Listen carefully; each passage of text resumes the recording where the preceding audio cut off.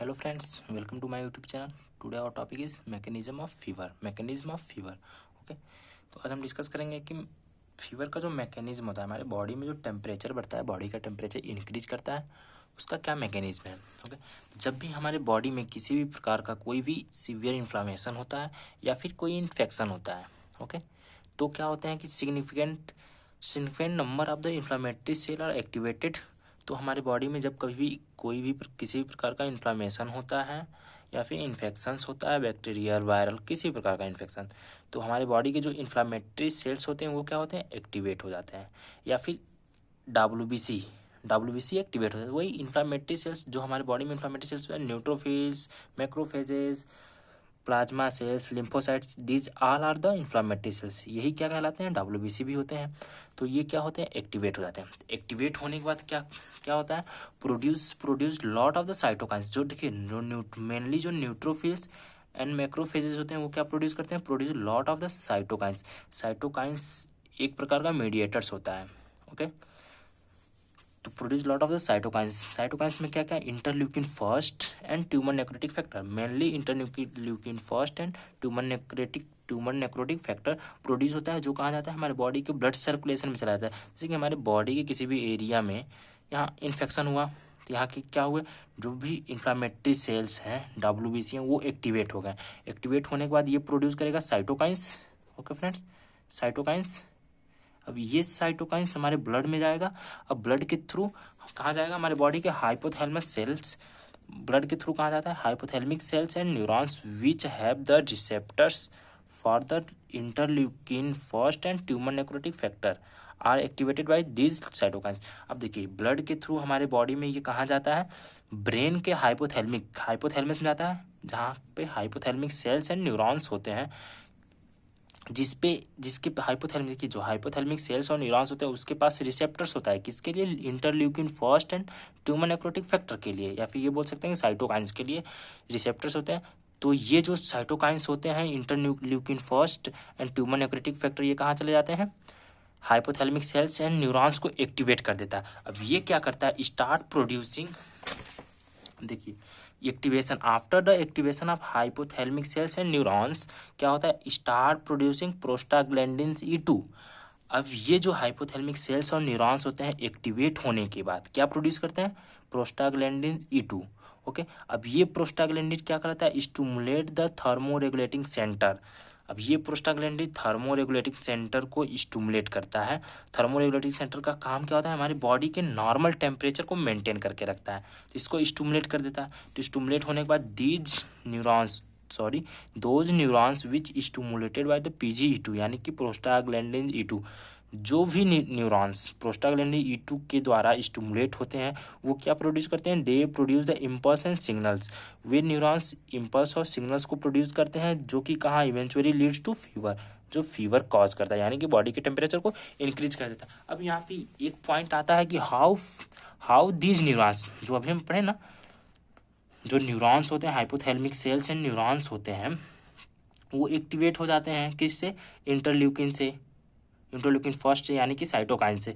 अब ये साइटोकाइंस एक after the activation of this hypothalamic neurons and cell कौन क्या क्या रिलीज होता है, प्रोस्टाग्लैंडिन E2। ये प्रोस्टाग्लैंडिन E2 किसको स्टिमुलेट करता है, थर्मोरेगुलेटिंग सेंटर को, जिसके वजह से हमारे बॉडी का टेम्परेचर इंक्रीज होता है। अब ये क्वेश्चन यहाँ आता है कि how this neurons produce the fever, या फिर टेम्परेचर को इंक्रीज करता है। ये न्यूरॉन्स हमारे बॉडी में फीवर कैसे कॉज करते हैं, कैसे टेम्परेचर को बढ़ाता है, तो ये चीज़ हम देखेंगे यहाँ पे। देखिए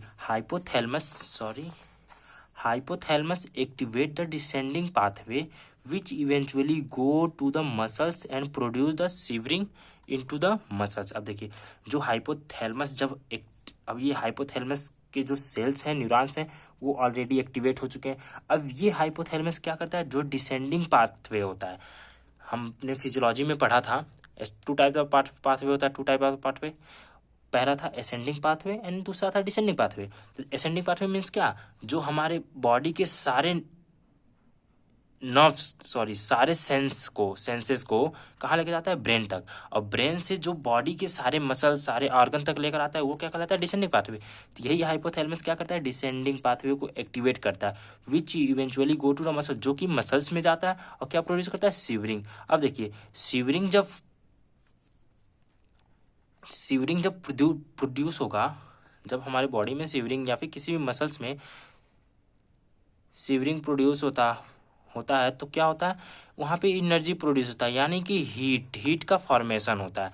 अब देखिए अब क्या होता है, सीवरिंग यहाँ प्रोड्यूस होगा, दीज डिसेंडिंग न्यूरॉन्स, अब ये जो डिसेंडिंग पाथवे के जो न्यूरॉन्स हैं एंड ऑटोनॉमिक न्यूरॉन्स होते हैं, और हमारे बॉडी में जो ऑटोनॉमिक न्यूरॉन्स होते हैं वे क्या करते हैं, they will produce a vaso construction cutaneously, वे हमारे बॉडी में जो क्यूटेनियसली वेसल्स होते हैं, क्यूटेनियस लेयर पे हमारे बॉडी के आउटर सरफेस पे जो वेसल्स होते हैं उसमें कंट्रैक्शन कॉजेज करता है, वेसो कंट्रैक्शन क्यूटेनियसली।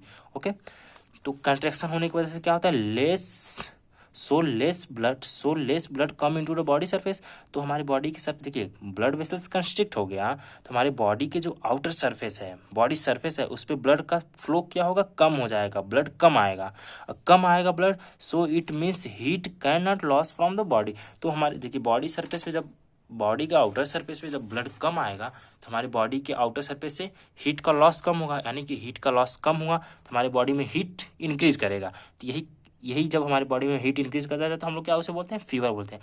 यानी कि हाइपोथैलेमस एक्टिवेट हुआ, डिसेंडिंग पाथवे को एक्टिवेट करेगा, डिसेंडिंग पाथवे क्या करता है, मसल्स में कंस्ट्रक्शन सीवरिंग स्टार्ट कर देता है, सीवरिंग होने की वजह से हीट का फॉर्मेशन होता है। अब देखिए अब क्या होता है कि ऑटोनॉमिक नर्वस सिस्टम के द्वारा और डिसेंडिंग पाथवे के द्वारा हमारे वेसो कंस्ट्रक्शन हो जाते हैं, जो क्यूटिनियसली ब्लड वेसल्स होते हैं वो कंस्ट्रिक्ट हो जाते हैं, जिसके वजह से जो सीवरिंग की वजह से जो हीट प्रोड्यूस हो रहा है वो हमारे बॉडी के आउटर सरफेस पे नहीं आ पा रहा है। क्यों? क्योंकि ब्लड सप्लाई लेस हो गई है, कंस्ट्रक्शन की वजह से, ब्लड कंस्ट्रक्शन की वजह से, ब्लड वेसल्स के कंस्ट्रक्शन की वजह से ब्लड सप्लाई कम हो गई, जिसकी वजह से हीट हमारे बॉडी से बाहर नहीं निकलता है, और हीट हमारे बॉडी में इंक्रीज करता जाता है। यही क्या कहलाता है, फीवर, जब हमारे बॉडी में हीट इंक्रीज होता है। तो ओके फ्रेंड्स, तो यही था हमारा मैकेनिज्म ऑफ फीवर।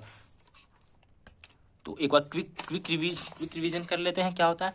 जब भी हमारे बॉडी में इन्फ्लामेशन या फिर इन्फेक्शन होता है तो इन्फ्लामेटरी सेल एक्टिवेट होते हैं। ये इन्फ्लामेटरी सेल क्या प्रोड्यूस करते हैं, साइटोकाइंस यानी कि interleukin first and tumour nucleotide factor. ये इंटरल्यूकिन फर्स्ट और ट्यूमर न्यूक्लियोटाइड फैक्टर कहा जाता है हमारे बॉडी के ब्लड के थ्रू होते हुए कहा जाता है हाइपोथैलेमिक सेल्स एंड न्यूरॉन्स में जाता है। ये हाइपोथैलेमिक सेल्स और न्यूरॉन्स को एक्टिवेट करता है तो क्या प्रोड्यूस, ये हाइपोथैलेमिक सेल्स और न्यूरॉन्स को एक्टिवेट करता है तो क्या प्रोड्यूस करता है, प्रोस्टाग्लैंडिन E2। अब ये प्रोस्टाग्लैंडिन E2 किसको स्टिमुलेट करता है, prostaglandin E2 thermo regulating centre को एक्टिवेट करता है। ये थर्मो रेगुलेटरी सेंटर को जब एक्टिवेट करेगा तो वहाँ से इम्पल्स जनरेट होगा और यही इम्पल्स क्या काज करता है, फीवर। हाँ, अब देखेंगे कि कैसे ये हाइपोथैलेमस के जो न्यूरॉन्स होते हैं वो फीवर हमारे बॉडी में हीट इंक्रीज करते हैं। देखिए जब हाइपोथैलेमस, अब ये हाइपोथैलेमस क्या एक्टिवेट करता है, डिसेंडिंग पाथवे को एक्टिवेट करता है, जिसकी वजह से जो हमारे बॉडीज के मसल्स होते हैं उसमें सीवरिंग स्टार्ट हो जाता है। सीवरिंग स्टार्ट होने से हमारे बॉडी उस मसल्स उस एरिया में हीट का प्रोडक्शन इंक्रीज कर जाएगा, हीट इंक्रीज होने लगेगा। अब क्या होगा, यही डिसेंडिंग न्यूरॉन्स होते हैं एंड ऑटोनॉमिक न्यूरॉन्स होते हैं। Autonomic neurons and descending neurons क्या प्रोड्यूस करता है, वेसो कंस्ट्रक्शन क्यूटेनियस जो ब्लड वेसल्स होते हैं उसको कंस्ट्रिक्टर कर देता है, यानी कि पतला कर देता है, जिसके वजह से क्या होता है, less blood supply on the body surface से ब्लड कम आता है, ब्लड कम आएगा बॉडी सरफेस पे, तो यानी कि वहाँ से हीट का लॉस कम हो जाएगा। जब बॉडी सरफेस देखिए, जैसे कि हमारा बॉडी सरफेस है, यहाँ के जब ब्लड वेसल्स कंस्ट्रिक्टेड हो जाएंगे, पतले हो जाएंगे, तो यहाँ का क्या होगा, ब्लड सप्लाई कम होगा। जब यहाँ का ब्लड सप्लाई कम होगा तो यानी कि यहाँ ब्लड कम आ रहा है, मतलब कि हीट भी कम आएगा यहाँ पे। और जब हीट कम आएगा, ब्लड कम आया तो हीट का लॉस नहीं होगा, हीट का लॉस नहीं होता है तो ब्लड में, हमारे बॉडी में हीट यानी कि टेम्परेचर, हमारे बॉडी में जो टेम्परेचर है इंक्रीज करता जाएगा, इनकी लॉस हो नहीं रहा है और सीवरिंग की वजह से टेम्परेचर इंक्रीज हो रहा है। तो यही क्या कॉज करता है, फीवर कॉज करता है। Okay friends, thank you for watching, please like share and subscribe my channel. Thank you.